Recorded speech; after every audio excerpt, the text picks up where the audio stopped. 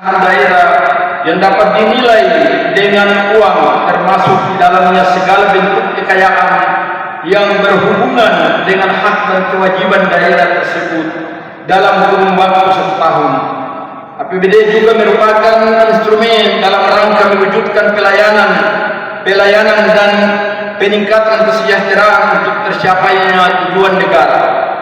Dengan terbitnya Peraturan Dalam Negeri Nomor 13 Tahun 2006, sebagaimana telah diubah dengan Peraturan Menteri Dalam Negeri Nomor 21 Tahun 2012 tentang Pedoman Pengelolaan Keuangan Daerah Nomor 21 Tahun 2012 serta Peraturan Kementerian Dalam Negeri Nomor 77 Tahun 2020 tentang Pedoman Teknis Pengelolaan Keuangan Daerah, maka pada tahun 2023 pemerintah Kabupaten Sorong menganut anggaran surplus dan defisit. Dalam Peraturan Menteri Dalam Negeri Nomor 13 Tahun 2010 tentang Pedoman Pelaksanaan Fungsi Pengawasan DPRD terhadap tindak lanjut hasil pemeriksaan Badan Pemeriksa Keuangan, Pasal 5 ayat 1 ditegaskan bahwa DPRD melakukan pembahasan atas laporan hasil pemeriksaan BPK dalam rapat panitia kerja. Panitia kerja dimaksud adalah alat kelengkapan DPR yang dalam hal ini adalah Badan Anggaran DPRD Kabupaten Sorong yang diberi tugas untuk menindaklanjuti laporan hasil pemeriksaan BPK. Pemerintah Kabupaten Sorong dalam melaksanakan pertanggungjawaban anggaran pendapatan dan belanja daerah tahun anggaran 2023 telah berupaya menjalankan prinsip-prinsip pengelolaan dan pertanggungjawaban keuangan sebagaimana pengelolaan keuangan daerah. Pertanggungjawaban pelaksanaan APBD tersebut berupa laporan keuangan yang disusun dan disajikan dengan berpedoman pada Peraturan Pemerintah Nomor 71 Tahun 2010 tentang standar akuntansi pemerintahan. Hadirin yang berbahagia, setelah mencermati dan mendalami laporan Badan Anggaran terhadap laporan hasil pemeriksaan LHP Badan Pemeriksa Keuangan Republik Indonesia BPK RI atas laporan keuangan pemerintah daerah Kabupaten Sorong tahun anggaran 2003 yang dibacakan oleh Badan Anggaran DPRD Kabupaten Sorong, maka fraksi Golkar Bersatu menyatakan sikap dan pendapat menerima dan menyetujui dengan catatan masukan, saran atau rekomendasi kepada PJ Bupati Sorong antara lain agar 1. Sekretaris daerah sebagai ketua tim TAPD untuk A. melaksanakan pemenuhan alokasi belanja wajib dana otonomi khusus sesuai ketentuan. B. melakukan koordinasi dengan tim TAPD dalam menyusun alokasi belanja wajib dana otonomi khusus. 2. Sekretaris daerah selaku pengguna anggaran dan bendahara pengeluaran untuk proses pengendalian atas pengeluaran belanja barang dan jasa yang tidak dapat diyakini kebenarannya senilai 57.386.381.044 rupiah.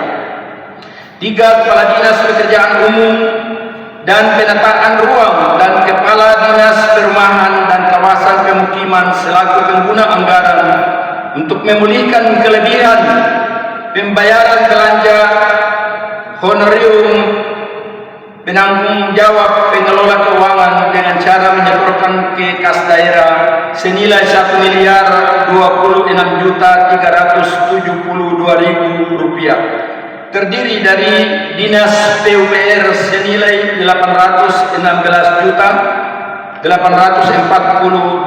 rupiah dan Dinas Perumahan dan Kawasan Pemukiman senilai 141.630.000 rupiah. 4. Sekretaris daerah selaku pengelola barang untuk melakukan pengawasan dan pengendalian atas pengelolaan barang milik daerah terkait dengan inventarisasi, pencatatan, penatausahaan, dan pengamanan aset tetap. 5. Pelaksanaan kerjasama pemanfaatan KSP untuk menghitung kembali besaran penerimaan daerah berupa besaran kontribusi tetap dan menyiapkan perubahan adendum perjanjian KSP Aimas Hotel dengan sasaran nilai wajar aset yang dikerjakan. 6. Terkait laporan hasil pemeriksaan BPK RI perwakilan Papua Barat, kami dari fraksi Golkar Bersatu menyampaikan kepada pemerintah daerah untuk menindaklanjuti baik berupa saran, masukan, dan rekomendasi dari BPK tersebut. 7. Meminta pemerintah daerah untuk masa mendatang agar lebih cermat, taat, dan patuh kepada peraturan perundang-undangan yang berlaku dalam mengelola keuangan daerah, mulai dari perencanaan, pelaksanaan, penatausahaan, dan pertanggungjawaban keuangan, sehingga tidak berimplikasi pada masalah hukum. 8. Meningkatkan pengawasan dan validasi data, mendukung setiap SKPD, terutama yang berpengaruh terhadap meningkatnya pendapatan daerah, seperti pemutahiran data, objek dan subjek, serta akurasi potensi pajak daerah dan retribusi daerah yang masih belum menggambarkan potensi yang sebenarnya. Fraksi Golkar Bersatu menyampaikan permohonan maaf kepada semua pihak bila selama mekanisme persidangan berjalan terdapat hal-hal yang kurang berkenan bagi Bapak, Ibu, saudara-saudari sekalian. Fraksi Golkar Bersatu percaya bahwa lautan selamanya tenang, tetapi terkadang bergelombang juga. Jalan tidak selamanya lurus, tapi juga berliku-liku. Begitu pula dengan manusia, tidak selamanya benar, tetapi terkadang tersandung kesalahan. Maka tiada kata lain yang bernilai, hanya kata maaf yang dapat terucap dari lubuk hati yang dalam. Demikian pendapat akhir fraksi Golkar Bersatu yang disampaikan terhadap laporan hasil. Dengan memanjatkan puji dan syukur kehadirat Tuhan yang Maha Kuasa, kami dapat menerima laporan LHP dengan beberapa saran atau beberapa rekomendasi sehingga ke depan ada perbaikan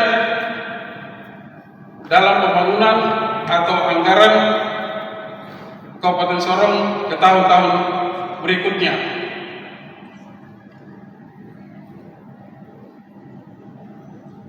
Adapun beberapa saran dan rekomendasi, yang pertama adalah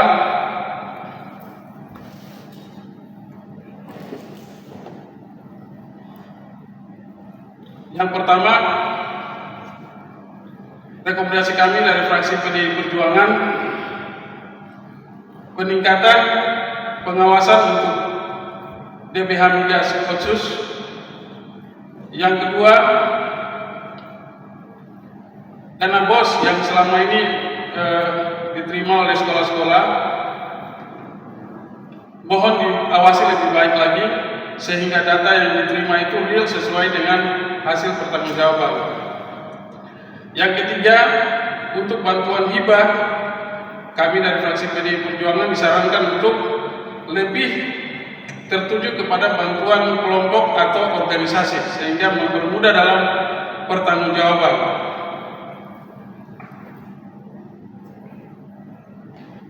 Yang berikut, agar pemerintah daerah Kabupaten Sorong dapat menindaklanjuti semua temuan laporan hasil pemeriksaan BPK RI secara sempurna, tepat waktu, baik dari sisi keuangan, regulasi, maupun dari sisi administrasi sesuai dengan ketentuan yang berlaku.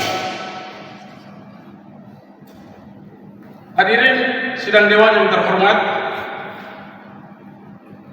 demikian laporan pendapat akhir fraksi PDI Perjuangan